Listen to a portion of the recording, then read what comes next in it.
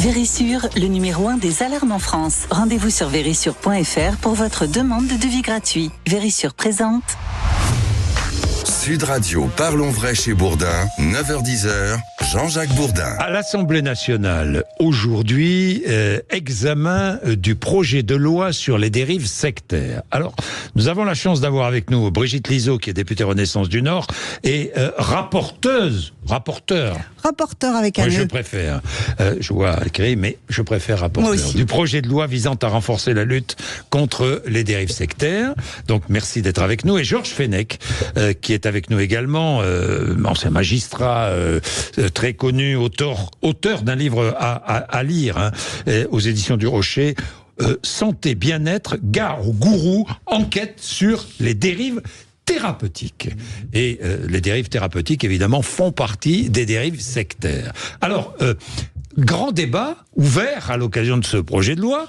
Est-ce que le débat scientifique est en danger ? J'ai vu que beaucoup disent « Attention, à cause de ce projet de loi, nous ne pourrons plus débattre de la science, des avancées de la science, nous ne pourrons plus apporter de contradictions. » Alors, je vous pose la question. Brigitte Lizaud, est-ce que le débat scientifique est en danger ? Rien dans ce projet de loi ne met en danger le débat scientifique, bien évidemment. Pour quelle raison voudriez-vous que nous mettions un frein au débat scientifique ? Non, ce projet de loi, il est là pour protéger les victimes, pour créer des délits qui sanctionnent les gourous. Et point, je dirais. Et je pense que ça suffit largement à ce qu'il soit étudié et voté. Georges Fenech. Pour être vraiment transparent, la première mouture du texte pouvait laisser craindre effectivement un danger pour la liberté d'expression. Oui. Mais le texte tel qu'il a été revu et corrigé par vous-même ne présente plus aucun danger. Aucun danger. C'est-à-dire que ce qu'on incrimine, c'est le fait qu'un individu, qu'un gourou, disons, amène un individu en particulier, donc en dehors d'un débat général, un individu particulier à abandonner ses soins pour suivre une méthode non éprouvée qui pourra lui causer un grave préjudice. C'est la relation entre un gourou et son adepte, son patient, entre guillemets, qui est incriminé. Ça n'est plus le débat, c'est bien cela. Bien sûr. Alors, l'article 1 du projet de loi prévoit de punir de 3 ans d'emprisonnement et 375 000 € d'amende le fait de placer ou maintenir une personne dans un état de suggestion psychologique ou physique ayant notamment pour effet de causer une altération grave de la santé physique ou mentale. Explication, Georges Fenech. Ça veut dire et le fait de placer ou maintenir une personne, donc c'est un gourou qui déciderait avec l'altération du discernement de la personne, qui déciderait finalement de sa vie, de l'avenir de cette personne. Oui, c'est ce qu'on appelle plus communément l'emprise mentale. C'est l'emprise mentale. C'est la manipulation, on n'aime pas le terme manipulation, c'est l'emprise mentale. Le fait de mettre quelqu'un sous suggestion psychologique, ce qui était déjà dans le texte de la loi Abou-Picard de 2001, pour effectivement l'amener à des actes qui lui sont préjudiciables. Suggestion psychologique. Vous avez des exemples ? Oui, vous avez rencontré plein d'exemples. Mais bien sûr, ça fourmille malheureusement d'exemples et de drames. Et de drames que je cite dans mon livre, je rappelle, et qui sont rappelés régulièrement par l'Ami Vilude et les grandes associations comme Lunettes Filles. Vous avez des femmes qui... je dis des femmes, mais ça concerne tout le monde. Parce que j'ai des cas précis en tête, qui abandonnent leur chimiothérapie pour un cancer du sein, qui vont être soignés avec du jus de citron et qui vont mourir dans des conditions atroces, des jeunes mères de famille, qui auraient pu être soignées. C'est des cas comme ça, malheureusement, on en a. Alors, on a des cas comme ça. Jusqu'à maintenant, si j'ai bien compris, ceux qui les conseillaient n'étaient pas punis par la loi.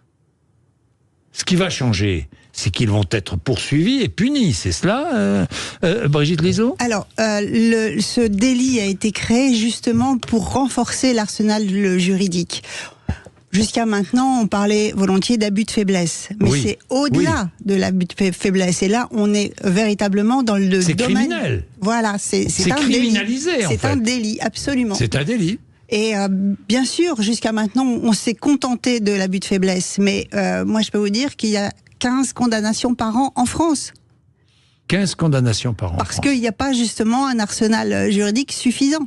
Oui. Donc avec ce nouveau délit et l'aggravation également de ce nouveau délit, je pense que les gourous peut-être réfléchiront, ou en tout cas, si ce texte a une vertu, c'est aussi qu'on parle des dérives sectaires, et peut-être mettre en garde. Les dérives sectaires sont en augmentation aujourd'hui en France. Elles n'ont jamais été aussi hautes, je crois. Enfin, depuis notamment la crise Covid, ça s'est accéléré. Oui.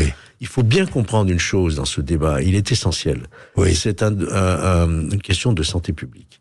Vous avez à peu près 40% des signalements à la mission interministérielle vigilance contre les dérives sectaires qui sont relatifs à la santé. Donc, comprenez bien que aujourd'hui, il y a une crise de confiance dans la médecine conventionnelle. C'est ainsi. Oui. Dans la science, généralement. Dans la science. Qui s'est accentué avec la crise du Covid. On voyait des experts se chamailler entre eux. Bon. Et donc, là, vous avez ce que j'appelle, moi, des dérapeutes qui vont s'infiltrer dans ces débats et proposer d'autres solutions, clés en main, pour soigner même des pathologies lourdes. Et on a évidemment beaucoup d'exemples dramatiques, je vous le disais à un instant.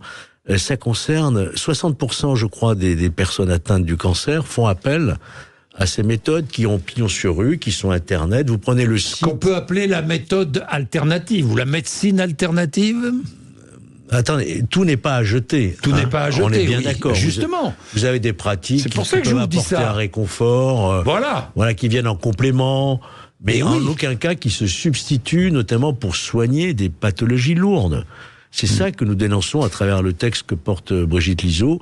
C'est-à-dire, ce sont des charlatans qui vont vous amener à rompre finalement avec le soin, avec une chimiothérapie par exemple, pour des pratiques qui n'ont jamais été éprouvées. Oui, Brigitte Lizaud, Georges Fenech, je vous entends, mais j'entends aussi le patient, la patiente qui souffre d'un cancer et qui cherche tous les moyens pour trouver une voie, pour peut-être un jour guérir ou être soigné, et qui, il y a la médecine.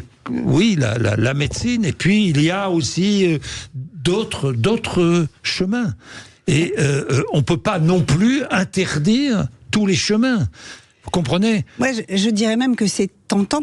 Oui, c'est tentant. Quand on est dans un état de vulnérabilité tel qu'on nous annonce un cancer, qu'on a déjà eu des séances de chimio, c'est difficile, c'est lourd, c'est pas toujours visible la progression. Et puis quelqu'un qui vous dit, il y a une autre possibilité.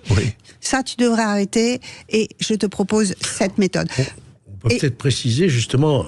Concrètement, ce type de méthode, notamment la plus grave, la plus dangereuse, qui est dite la méthode de décodage biologique, qui était la méthode du médecin allemand Reich Hammer, qui est décédé aujourd'hui, qui disait quoi ? Il disait que le cancer était le résultat d'un choc psychologique. Oui. Donc, avec sa méthode de psychothérapie, on allait identifier le choc, l'origine de ce choc, et renvoyer d'un nouveau message, recoder en quelque sorte le cerveau, et automatiquement, le cancer va disparaître. Vous voyez ? Et vous avez à peu près 2000 praticiens aujourd'hui qui sont... Encore ? Oui, et qui ne le disent pas haut et fort, bien sûr, mais qui sont adeptes de la méthode Hammer, la méthode dite de biologie totale, qui a été épinglée par le groupe d'appui technique, à l'époque, au ministère de la Santé, comme étant extrêmement dangereuse. On ne soigne pas le cancer avec une psychothérapie, ça n'existe pas. Et pourtant, c'est ce qui se passe. Vous voyez, pour prendre un exemple concret, le cancer avec des plantes. Voilà. Alors maintenant, après, qu'il puisse y avoir des méthodes de Reiki pour apporter soulagement ou quoi que ce soit, mais en aucun cas de substitution. Oui, du complément, quoi. Ce sont des méthodes de complément. Alors justement, est-ce que vous n'allez pas interdire les méthodes de complément ? Est-ce que non, absolument pas. Non, c'est très clair. À aucun moment, bien sûr que non. Alors après, quelle est la méthode de complément ? Il faut aussi peut-être l'identifier. Évidemment. Si c'est remplacer un traitement par un autre, non. Est-ce que vous avez constaté l'émergence, l'apparition ces derniers, avec le Covid, j'imagine, l'apparition de gourous en tout genre, qui font... Moi, je me base... qui fleurissent, si je puis dire, sur les réseaux sociaux. Je me base sur les signalements à la Miviludes, donc c'est la mission interministérielle de lutte et de vigilance contre les dérives sectaires, qui ont explosé après le Covid. Et c'est pour ça. Et parmi tous ces signalements, il y a 40% qui concernent la santé. Donc il était vraiment, vraiment urgent de légiférer sur ce sujet. Bien. Alors, l'article 4, on va parler de l'article 4, qui crée le délit de provocation à l'abandon de soi. C'est cela. C'est cela. Georges l'a très bien décrit tout à l'heure. Bien. Oui, mais ce débat autour de la privation de liberté, certains le jugent attentatoire à nos libertés, et notamment la liberté des débats scientifiques. Je vais y revenir dans 2 minutes. Un peu de pub et à tout de suite. Vérissure, le numéro 1 des alarmes en France. Rendez-vous sur vérissure.fr pour votre demande de devis gratuit. Vérissure présente. Sud Radio, parlons vrai chez Bourdin, 9h-10h, Jean-Jacques Bourdin. Alors, le Sénat ne veut pas de l'article 4, qui est au cœur de ce projet de loi. Nous allons essayer de débattre. Mais vous me racontiez, pendant la pub, vous voyez, on dit clairement les choses, Georges Fenech, Steve Jobs est tombé dans une dérive sectaire. Bien sûr, ceux qui nous écoutent doivent savoir que ça n'arrive pas qu'aux autres. Ça peut arriver à n'importe qui. Et l'homme le plus génial de notre génération, Steve Jobs, fondateur d'Apple, qui était atteint d'un cancer du pancréas, qui était une forme de cancer, d'après son biographe, qui était opérable, avait une sainte horreur de se faire ouvrir le corps. Il est tombé entre les mains d'un pseudo-chirurgien californien, enfin un médecin, qui l'a convaincu de ne pas se faire opérer et soigner avec des jus de citron. On le voit, d'ailleurs, il était très maigre à la fin sur scène. Et sa femme Lorraine, ses amis l'ont prié de se faire opérer. 9 mois plus tard, il est métastasé, il est obligé de se faire opérer, mais c'était trop tard. C'était trop tard. Peu de temps après. Donc on voit bien que son médecin s'est enrichi, j'imagine. Oui, ça peut arriver à n'importe qui. J'imagine que, oui. Parce qu'aussi, il y a une question d'enrichissement. Évidemment, derrière, il y a toujours une question d'argent dans ces dérives sectaires. Toujours. Mais vous pouvez pas imaginer. Ce sont des masses d'argent, ce sont des milliards. Ce sont des milliards qui sont drainés. Allez faire le salon de Versailles sur les pratiques non conventionnelles, les médecines complémentaires. Vous allez voir des appareils absolument extraordinaires, sophistiqués, de médecine quantique, qui vont vous être vendus à prix d'or. Ce sont des marchés colossaux. C'est pour ça qu'il y a autant de réactions contre ce que fait actuellement le Parlement avec Brigitte Lizaud sur ce truc. Parce que ça met en cause des intérêts très importants. Ben oui, évidemment. Alors, pourquoi est-ce que le Sénat ne veut pas de cet article 4 ? Je rappelle, ce n'est pas compliqué. L'article 4 crée le délit de provocation à l'abandon de soins. 3 ans. Alors, nous avons écouté le Sénat, qui dans sa grande sagesse, moi je dis toujours que les sénateurs sont de grands sages. Cet article 4 a été réécrit avec plus d'équilibre, effectivement. Donc on a pondéré un peu l'alinéa qui causait problème, mais c'est aussi surtout que c'est très cadré. Vous me parliez tout à l'heure de quelqu'un qui pourrait dire arrête ton traitement, est-ce qu'il serait sous le coup de la loi ? Non. Parce que effectivement, il faut plusieurs choses. Il faut que la personne soit malade. Il faut que l'incitation à prendre une thérapeutique soit intentionnelle et réitérée. Il faut qu'il y ait un danger pour la santé ou une conséquence grave pour la santé. On parle de mort. On ne parle pas. C'est bien beau de dire jus de citron, jus d'orange, tous les jus que vous voulez, mais quand on arrête son traitement de chimiothérapie, on risque la mort. Jugé attentatoire aux libertés, disent les sénateurs. Enfin, pas tous les sénateurs. Pour répondre clairement à votre question, si par exemple le débat qu'on a eu et qu'on a encore sur le vaccin anti-Covid, il peut continuer à avoir lieu. On peut contester tel ou tel vaccin, Pfizer ou autre. On ne tombe pas sous le coup de la loi pénale. Je comprends, Vous comprenez ce que le débat scientifique est possible. Le débat scientifique, il est totalement préservé. Ce que vise cette loi, c'est vraiment le charlatan cupide qui essaye de mettre sous emprise, qui met sous emprise son patient qui devient un adepte, et pour lui soutirer de l'argent et le convaincre que sa thérapie est la seule. Voilà, c'est ça qui est visé dans ce texte. Mais pas le débat scientifique. On peut évidemment débattre scientifiquement. La médecine n'est jamais une science totalement exacte et précise. Il y a toujours eu des débats dans la médecine. Ben oui. Toujours. Brigitte Liso, j'imagine que vous recevez une avalanche de messages sur Twitter, sur tous les réseaux sociaux, vous insultant,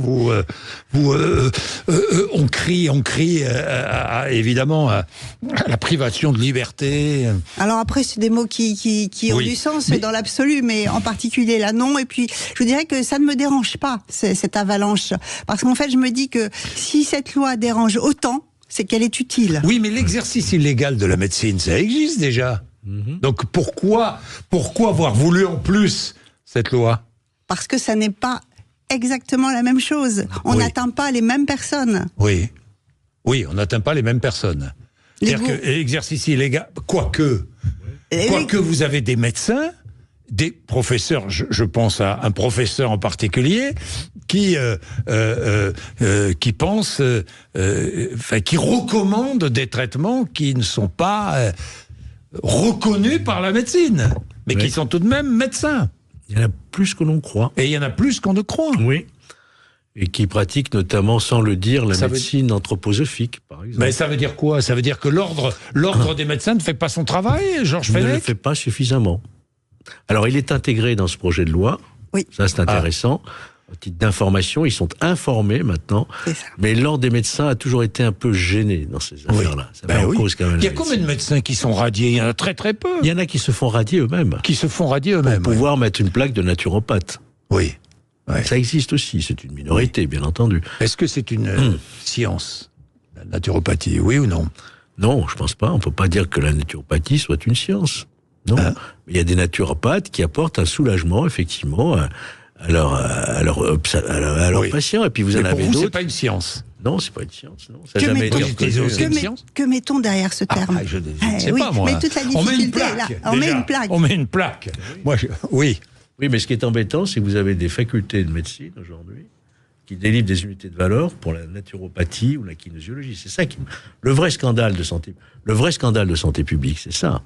C'est que là, on est en train de légiférer et tout, mais si on commençait à mettre de l'ordre déjà auprès des administrations, du ministère de l'Éducation nationale, de l'université, pratiquement dans toutes les facultés de médecine, on délivre des diplômes aujourd'hui des unités de valeur de kinésiologue, de naturopathe et que sais-je encore. C'est quoi un kinésiologue ? Rappelez-le, parce que les auditeurs ne sauraient pas. C'est quoi un kinésiologue d'ailleurs ? C'est une façon holistique de traiter la personne. Le corps et l'esprit. Ouais. Le corps et l'esprit, oui. Et alors, on retrouve aussi, évidemment, l'argent, ça c'est le maître mot. On traite l'hologramme de la personne, quoi. Et on retrouve aussi beaucoup de termes très ésotériques, l'équilibre des valeurs, il y a 400 pratiques. Reprendre son corps en main, enfin, tout ça. On a répertorié à peu près 400 pratiques non conventionnelles. Oui, 400 pratiques non conventionnelles. Bien sûr, vous les avez. Je les ai publiées dans mon livre, mais vous les avez. L'ami Vilude les publie régulièrement aussi. Oui. Et c'est très fluctuant. Vous dites dans votre livre, la France compte 90 diplômes universitaires relatifs aux médecines alternatives. Oui, c'est ça. Le vrai scandale, il est là. Et pourquoi dont les 2/3 sont proposés au sein même des facultés de médecine. Et pourquoi elles le font ? Parce qu'encore une fois, c'est rémunérateur. Ça coûte cher. Et pourquoi les hôpitaux de la PHP aussi laissent rentrer des auriculteurs, des comment on appelle ça, des mésothérapeutes ? Pourquoi ? Ce sont des pratiques qui ne sont pas reconnues, et pourtant les hôpitaux font rentrer l'auriculothérapie et la mésothérapie aujourd'hui, alors que même le ministère de la Médecine soulève les dangers que peuvent présenter ces méthodes. Vous voyez, il y a un discours et puis il y a ce qui se fait en réalité, quoi. Oui, mais Georges Fenech, je regardais vous redonner un autre chiffre qui date de 2017. Le marché mondial des médecines complémentaires et alternatives a été estimé à 316 milliards d'euros. C'est ce que je vous disais tout à l'heure. 316 milliards d'euros en 2017. Oui. Maintenant, ça doit être 500 milliards, quoi, pas loin. Non, mais c'est démentiel. Vous comprenez la difficulté que vous avez. Ah ben oui, bien sûr. À vous battre. Oui. Vous avez reçu des menaces ? Non. Non, quand même pas. Non, mais je me préserve, je ne lis pas jusqu'au bout. C'est-à-dire ? Je sais qu'il y a beaucoup de messages négatifs. Puis il y a eu quand même quelques exemples dans l'actualité, comme ça. Mais il y a eu quand même quelques condamnations récentes dans l'actualité, pas de médecins, mais d'hommes ou de femmes qui recommandaient des régimes particuliers. Oui, bien sûr, il y a des mises en examen. Les crucidivores, ou je sais pas quoi. Crudivores. Les Crudivoristes. Oui, crudivoristes. Mais là, ils faut ont manger cru, hein. On mange cru. C'est-à-dire qu'on mange que des légumes crus, quoi. Et des légumes ou des fruits. Et on meurt, quoi. Au bout d'un moment. Non, mais Ah non, mais il y a des nutritionnistes qui peuvent causer des dégâts, hein, c'est sûr. Oui. Les techniques. Ça aussi, ça entre dans les dérives. Bien sûr. On pratique des La personne à laquelle vous faites allusion a été condamnée pour le coup pour exercice illégal de la médecine. Pour exercice illégal de la médecine. Mais qu'il y a des millions de. Mais il est encore actif, on le sait. Et il est encore actif. Mais alors, comment faire pour ne pas le rendre actif? Comment faire? Il y a un texte aujourd'hui qui se prépare avec le. J'espère. Il aurait été condamné par ce texte, effectivement. Il y a un texte qui est en préparation? Celui-ci, l'article 4. Si ce texte... Il aurait été plus lourdement condamné. Il aurait été plus lourdement condamné. Absolument. Bon. Et donc, il ne pourrait plus exercer son influence. Après, il travaille beaucoup sur Internet, donc Internet, c'est... Si je vous pose cette question, c'est parce que c'est l'un des problèmes. Après, Internet, Monsieur Bourdin, c'est un problème, mais il est condamné. Il passe par un autre biais et il sera condamné une autre fois. Oui. Mais au moins, il y a maintenant un texte. Oui. Merci à tous les deux d'être venus nous voir pour parler de ce sujet, évidemment, qui fait réagir. J'imagine beaucoup d'auditeurs et d'auditrices. Nous allons suivre avec attention cette discussion aujourd'hui à l'Assemblée nationale. Il est 9h56, vous êtes sur Sud Radio. Merci de nous accompagner le matin. Vous êtes toujours de plus en plus nombreux, ça me fait vraiment, vraiment plaisir. Dans un instant, Valère Expert, Gilles Gansman recevront l'animatrice Julia Vignali, puis la journaliste Anne Toulouse. À tout de suite. Sud Radio, parlons vrai chez Bourdin, 9h-10h, Jean-Jacques Bourdin. Avec Vérissure, le numéro 1 des alarmes en France. Rendez-vous sur vérissure.fr pour votre demande de devis gratuit.